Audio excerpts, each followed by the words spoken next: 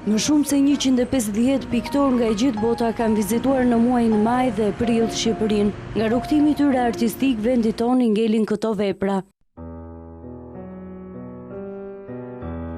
Janë përzgjedhur vetëm disa nga shumë punime që janë realizuar në vende të ndryshme të Shqipërisë. Ekspozita që nuk mund t'i mbledh sërish më të mirët e akuarelit nga e gjithë bota, e sjell shihen që ato morën me vete nga Shqipëria përmes peizazheve në Muzeun Historik Kombëtar. Në momentin që shikon një peizazh të bërë në Moldavi, në momentin që shikon një peizazh që është bërë këtu me dritën, ka një dallim.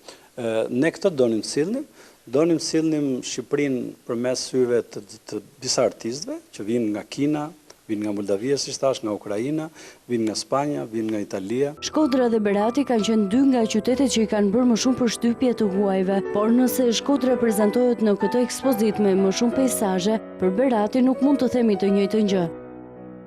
Më i vështiri doli Berati, por që dhe ju gjunjëzoi. Kishte një gërshetim të gjithë qyteteve, duke nisur që nga kultura, që nga peizazhi, padyshim deti dhe malet bashkë ose gërshetimi të dyjeve që Shqipëria ka karakteristikë. Kjo është ekspozita e dytë e këtij lloji në Shqipëri, pasi vendi ynë nuk numëron shumë artistë që e përdorin këtë teknikë. Risia e kësaj ekspozite është busti dhe skulptura që del jashtë kornizave dhe vjen me ngjyrat e akuarelit. Muzeu i hap dyert për të njohur Shqipërinë përmes vështrimit të artistëve të huaj në akuarel deri në fund të muajit korrik.